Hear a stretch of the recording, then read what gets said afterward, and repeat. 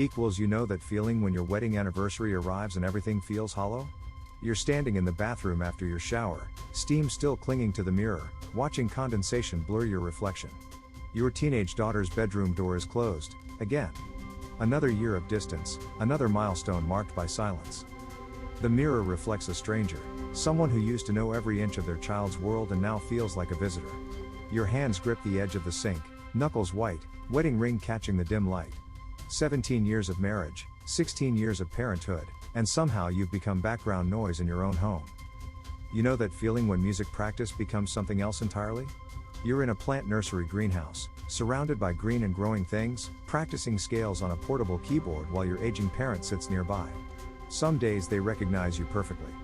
Today, the light is uncertain, filtered green through hanging ferns, and their eyes drift past you, searching for someone who isn't here. Your fingers move across keys, playing a melody your mother taught you decades ago.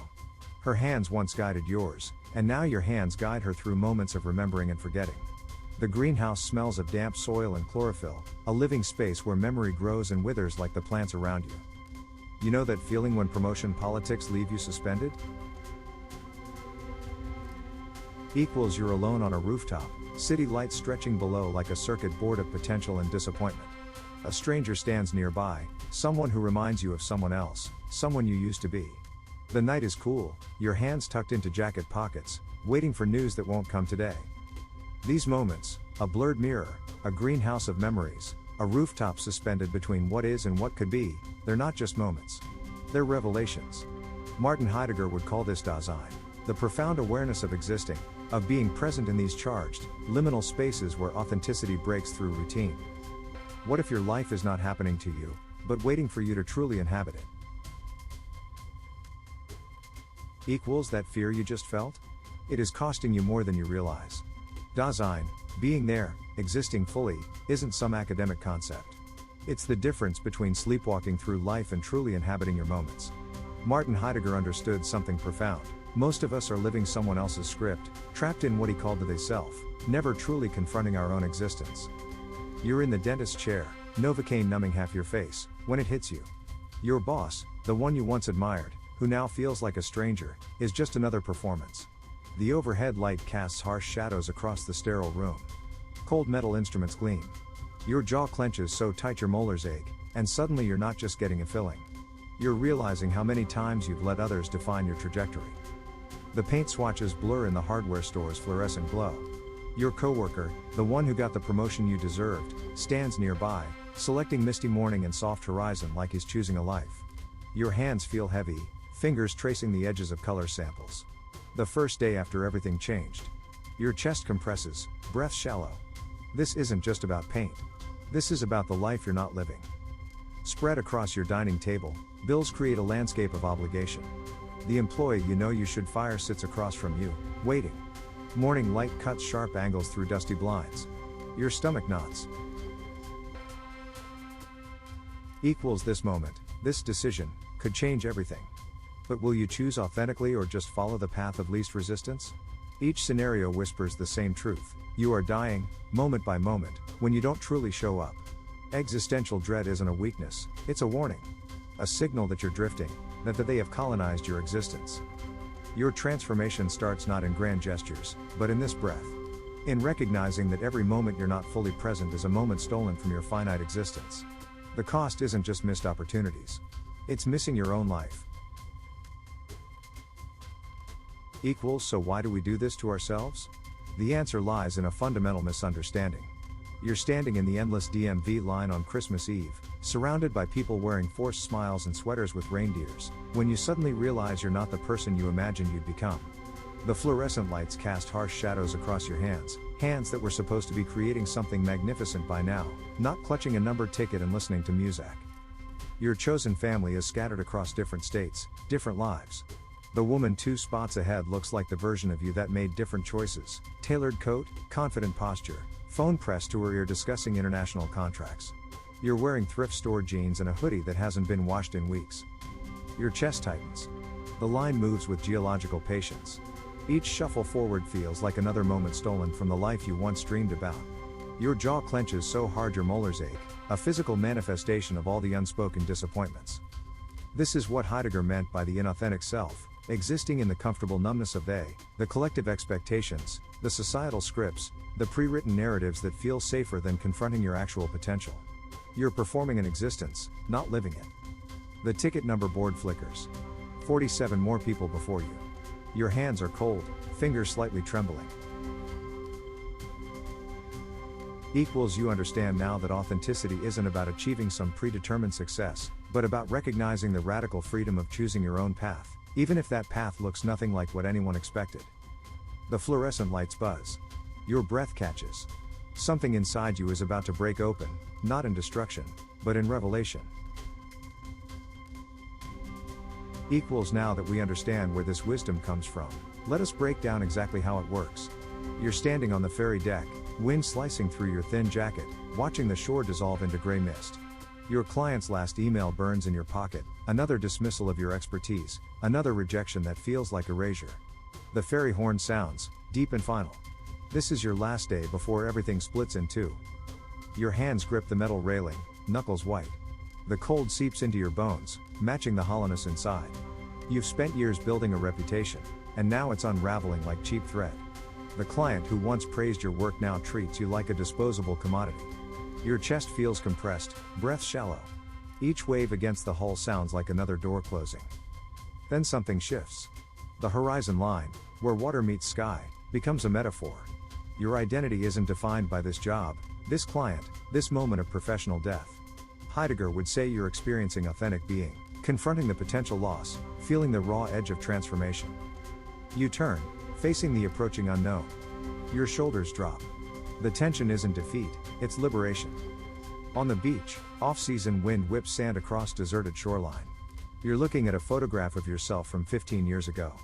Younger you stands awkwardly, arms crossed, trying to hide a body you've spent decades criticizing. The golden late afternoon light catches the image, making your past self look almost luminous. Your commute home feels suspended, you could easily turn around, disappear. But something keeps you moving forward. The wind carries memories, every harsh self-judgment, every moment of body shame. Your hands, now, feel solid. Present. Real. In the train station, a delayed announcement echoes. 20 years of marriage distilled into this moment, you and your partner feeling like strangers sharing the same breathing space. The anniversary of a loss you've never discussed hangs between you, thick as fog. Dasein reveals itself, you are not fixed. You are becoming. Always in motion. Always choosing. Your transformation starts not in grand gestures, but in this breath. Right now. Here is where everything shifts. This is not just a technique, it is a complete transformation.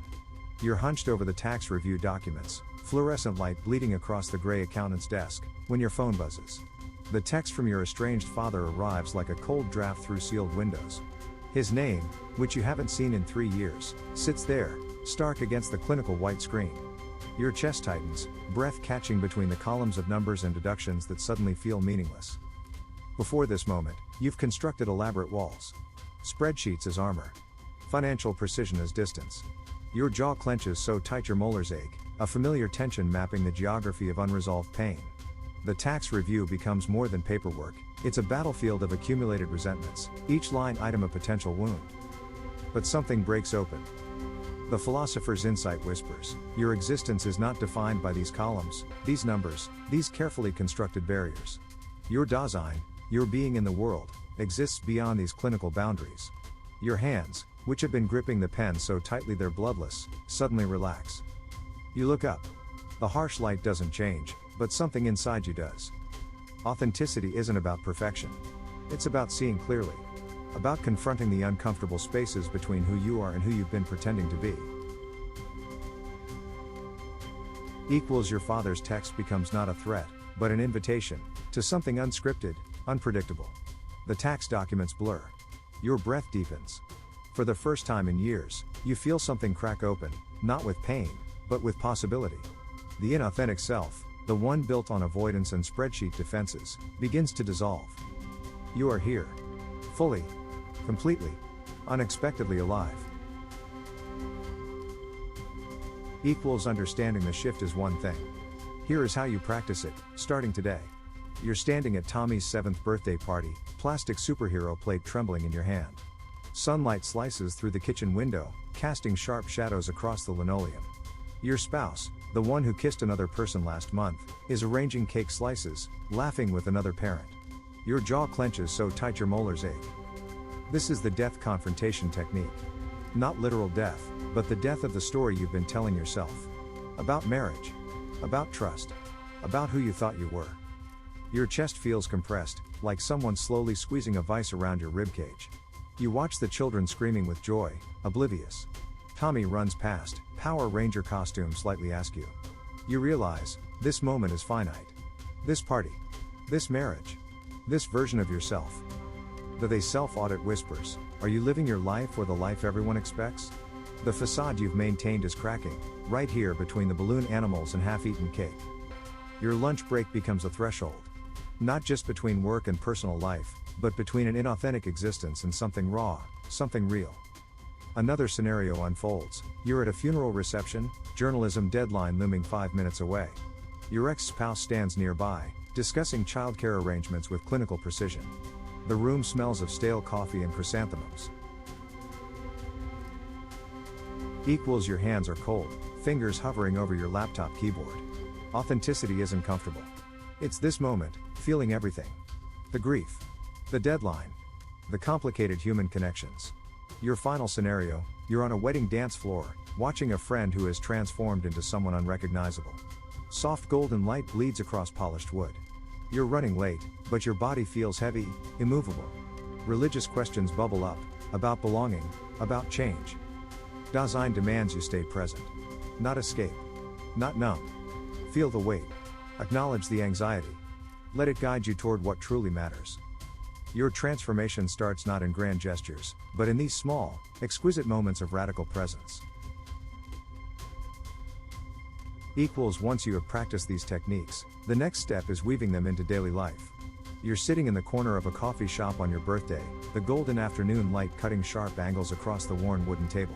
Your immigration papers sit beside a half-empty latte, and your fear is sitting across from you, not metaphorically, but as a tangible presence with sharp edges and restless hands. The fear looks like every rejection letter, every bureaucratic stamp that has ever threatened to erase your existence. Its fingers tap an anxious rhythm on the table's surface. You recognize its language, uncertainty, the constant threat of displacement. Your chest feels compressed, breath shallow, like your lungs are trying to make themselves smaller. But today is different. Today you're learning to look directly at this fear, to see it not as an enemy but as information. The courthouse hallway from last week echoes in your memory, how you rehearsed conversations, how your hands trembled while preparing documents.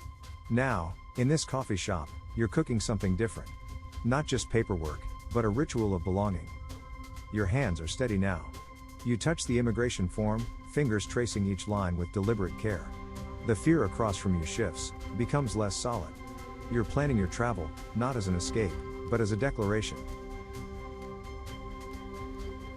The community pools chlorine-sharp memory from closing time last summer surfaces, how boundaries can be fluid, how identity is not a stamp but a continuous negotiation. The in-law who always disapproved now feels distant, their judgment a fading photograph. You're preparing for something larger, not just a surgery tomorrow night, but a transformation of how you inhabit your own existence. The light changes, softens. You breathe. This is not perfection, it is direction. Let us bring this full circle. Remember where we started? You're standing in the restaurant kitchen during the dinner rush, ticket printer chattering behind you, when the envelope arrives. Your ex's name is scrawled in familiar handwriting across the top. The results? Your identity shifting like steam rising from the industrial stoves. Your hands tremble slightly, not from the heat of the kitchen, but from the weight of what's inside. The stainless steel surfaces reflect harsh overhead lights. Sweat beads at your temples. You've been waiting for this moment, the moment everything changes. In the park, rain starts to pool on the wooden bench. Midnight surrounds you, the nightmare still clinging to your skin like cold moisture.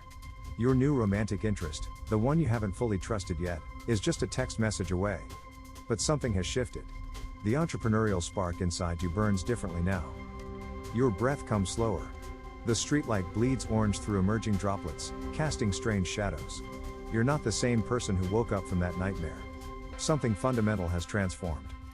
Dusk settles in your backyard, that Sunday evening dread thick as humidity. Your newborn sleeps inside, and you're wrestling with a connection you haven't yet found. Debt feels like a landscape you're learning to navigate, not just financial, but emotional. The grass beneath your feet is cool. Shadows lengthen. Equals you're understanding something profound about belonging, about connection that isn't instantaneous but grows like slow roots. Heidegger understood, authenticity isn't a destination. It's a continuous confrontation with your own being. Each moment offers a choice, to live genuinely or to dissolve into the anonymous they. Your transformation starts not tomorrow, right now, in this breath, in this choice.